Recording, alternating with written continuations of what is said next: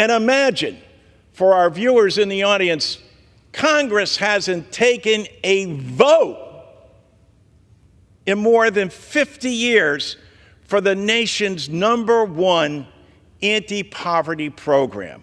It's long overdue that we not study this. How about we do what we're elected to do by the public and actually vote? Representative John Larson couldn't have said it better. He is calling for action and saying what we've all been thinking. How is there no action or no votes in Congress with over a dozen bills for Social Security? No action has been taken, but Representative John Larson actually is calling for more increases, increases across the board for every Social Security recipient, whether SSI, SSDI. He wants increases for everyone with his Social Security 2100 Act, and he's calling for reform now. So I'll play you the full video clip of what he says there, and I'll give you some other important updates as well. Before I dive into the main content, if you appreciate these Social Security updates, hit the like button and subscribe to the channel for more Social Security updates. And this video is sponsored by my company, YCent. If you or anyone you know is looking to increase your credit score, got my details down in the description below.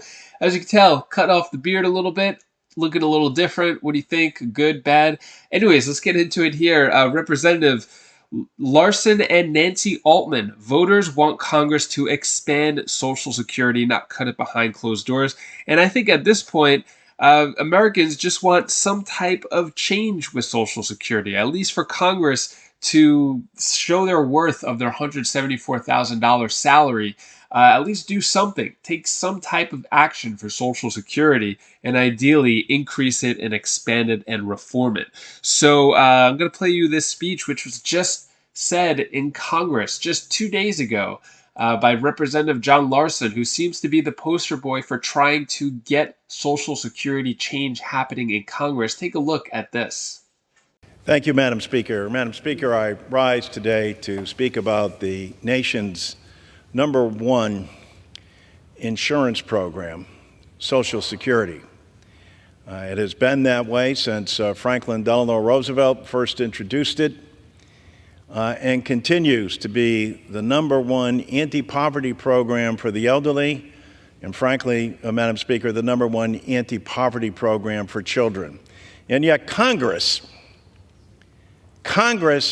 has been derelict in its duty. There has not been a vote to enhance Social Security since 1971. Richard Nixon was President of the United States.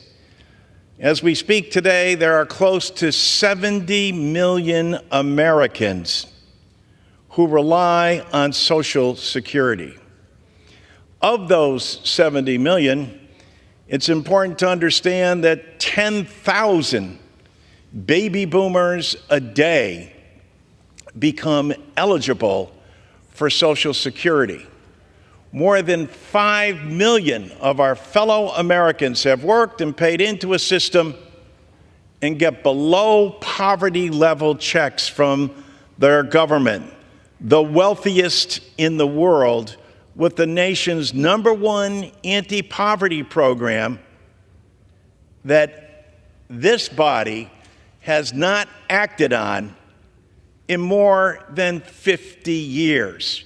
It's long overdue that we take the initiative and have a vote in the United States Congress that will help the American people.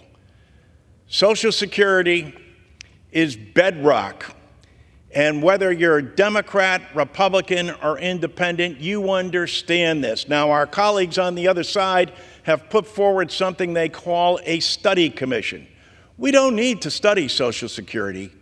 We know what needs to be done, but to have a study that goes behind closed doors, has an up or down vote that's unamendable, with no input from this body, is absurd and anti-democratic and anti-elderly and children from the standpoint of the havoc that it would wreak on this system. The idea that they're doing this to save Social Security is a fallacy. They're doing it so they can go behind closed doors and cut the very program that sustains so many Americans. More than 40% of all Americans who are on Social Security, this is the only pension benefit that they will have. And Madam Speaker, you know as well as I that it's not only a pension benefit, it's a disability benefit, as well as taking care of spouses and children.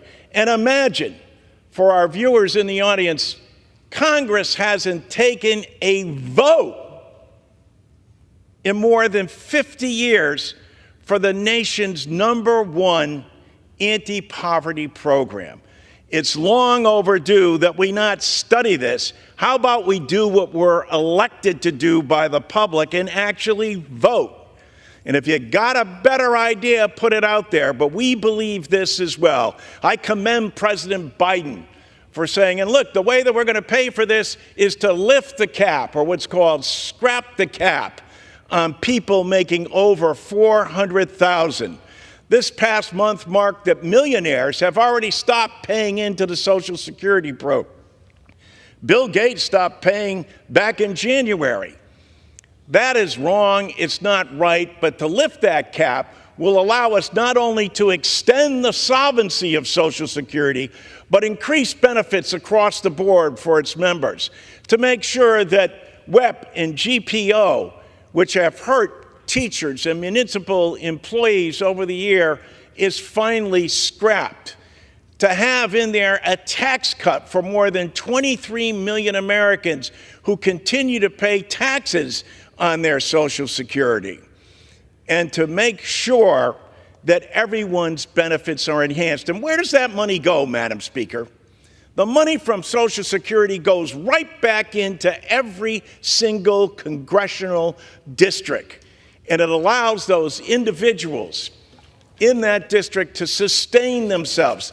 Nobody's going out and buying stock options with Social Security 2100. And with that, Madam Speaker, I yield back my time and thank you. Thank you. The gentleman. Another fiery speech from Representative John Larson. He is really pushing change for Social Security. Let me know your thoughts on that. More on what he was saying about cuts happening to Social Security. So voters across party lines oppose a new commission to cut government spending, including Social Security and Medicare. So if we look, even though it's Democrats, Republicans, third party, nobody wants any cuts to Social Security. So is Social Security going to be cut? We don't know. If you look here, voters think the future of Social Security should be decided through the regular congressional process, not a new closed-door commission. So that's also what Representative John Larson was saying, that they don't want a commission made where Social Security and Medicare could be changed by a handful of people as opposed to having a vote on the Congress floor. So that's what he was mainly talking about. And whether Republican or Democrat, you can see here, looks like across the board, nobody wants it cut or have some type of change to Social Security through a commission compared to having a vote on the Congress floor, the way any bill is done where it goes through the House of Representatives, Senate, then the president signed it. So it seems like everyone's in agreement here, except for the people who don't have to rely on Social Security, which is kind of ironic, where everyone in Congress pretty much, the older ones don't have to rely on Social Security because they're getting a $174,000 salary and a big pension after they're done with their government work. But anyways, that is all the news that I have for you today to hopefully brighten your day a bit. Here's my daughter Bella's tip of the day. Bye. And hi guys, this is Bella. This is the tip of the day.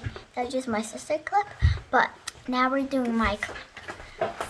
So what I'm talking about now is to you, like when someone's hurt, you should definitely help them, because that if if it's like really bad, then you should actually help them. Like I helped a couple of my friends and they loved it. So that's what I want to say for today. Bye.